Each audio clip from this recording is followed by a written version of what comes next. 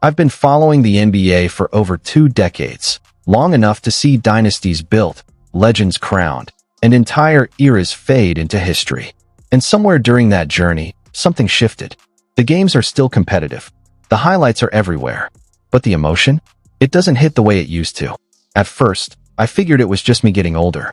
Maybe nostalgia was playing tricks. Maybe the magic always feels stronger when you're younger. That's just life, right? But the more I paid attention, the more I realized I wasn't alone. Fans everywhere have been saying the same thing, that the NBA just doesn't feel as exciting anymore. And here's the strange part. Today's players are more skilled than ever. The shooting range is unreal. Ball handling is sharper. Athletes are faster, stronger, smarter. We're seeing more buzzer beaters, more viral clips, more jaw-dropping moments than any generation before us. Oh, how can a league overflowing with talent somehow feel less thrilling? That contradiction stuck with me.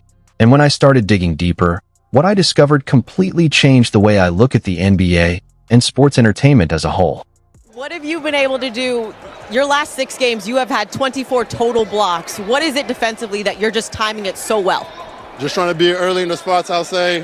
My teammates stressing me, just warming up, so they let me just get on the backboard and slap it, so they really helped me out. When you sit through these interviews, it's hard to feel anything at all. The talent on the court is undeniable, but once the microphones are on, the personality seems to disappear. So many players fall back on the same polished, media-trained lines that sound safe but completely forgettable. A player like De'Aaron Fox can be lightning fast and thrilling during the game, yet in front of the cameras, the answers feel scripted, all about following the game plan and focusing on ourselves. It's not wrong, it's just bland.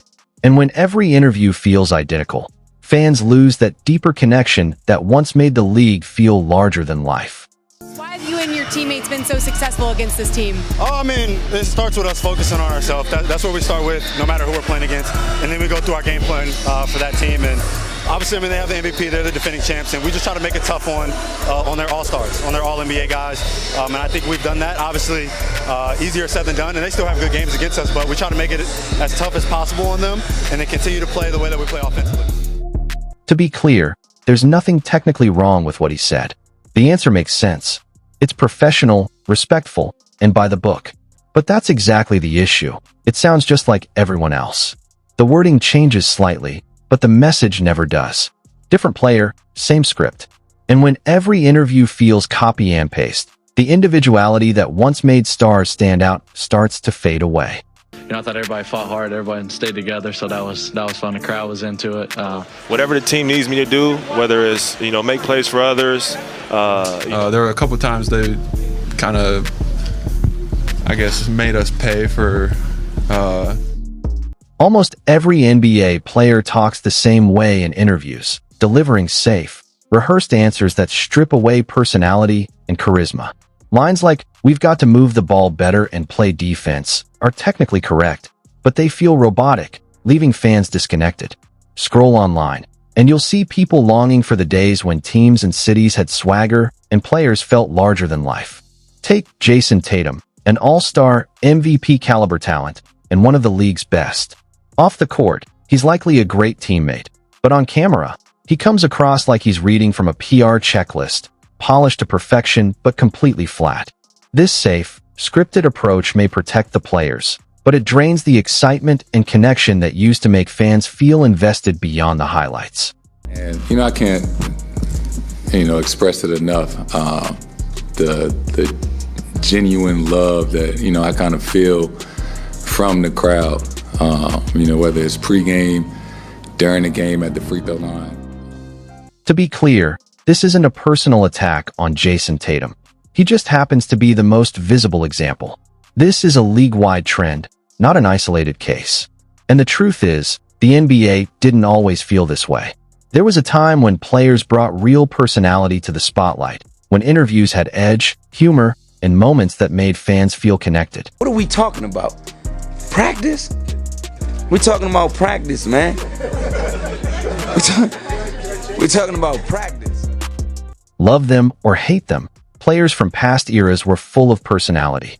They weren't afraid to speak their minds, show emotion, or let their unique style shine. both on and off the court. And that's what made the league feel alive and unforgettable. We know what it means as a team, but what about individually for you? Just got one more than Shaq.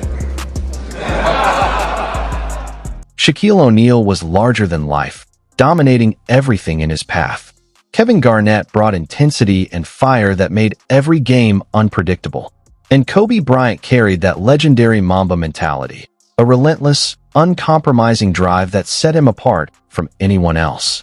Each of them had a personality that couldn't be ignored, shaping not just games but the entire culture of the league. If there's ever a man that looks like a weasel, that's fucking it.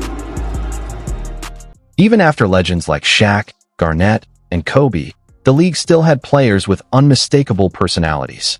Fans felt like they knew them, and that connection, even if it was only through a screen, made watching the NBA feel personal and exciting.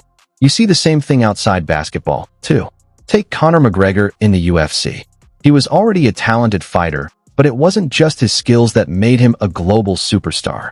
It was his larger-than-life personality. Every press conference felt like its own show, drawing attention and creating moments fans couldn't stop talking about. You know, Conor, I match up horrible for this guy. Conor, do you know what wrestling is? I could rest my balls on your forehead. Yeah, I know. You couldn't help but listen whenever he spoke. Every word carried energy, unpredictability, and the sense that something memorable was about to happen. Just trying to continue what we've been doing all year and trying to keep our momentum. We had a great win last night in Cleveland. And that's probably why.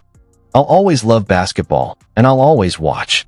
But it's harder to stay fully invested when so many players come across like generic robots instead of real people expressing themselves. Sure, a few stars break the mold. Anthony Edwards has undeniable charisma, which is why fans can't get enough of him, and Victor Wembanyama shows flashes of it too. But those examples are rare. Take Cade Cunningham, the top player on the East's best team right now. Talented as he is, nothing he said is stuck in your memory, and that's telling. When personality is scarce, even the best basketball can feel a little flat. And that surgical 40-point dismantling of Milwaukee. Nembhard from the outside had a look at the three. And that's probably part of the reason. Laughter. To be fair, we live in a world where image is everything and every moment is recorded. One misstep could cost a player sponsorships or endorsements, so caution makes sense. But from a fan's perspective, it's dull. And when you combine that overcautiousness with the next factor, it makes the NBA feel noticeably less exciting.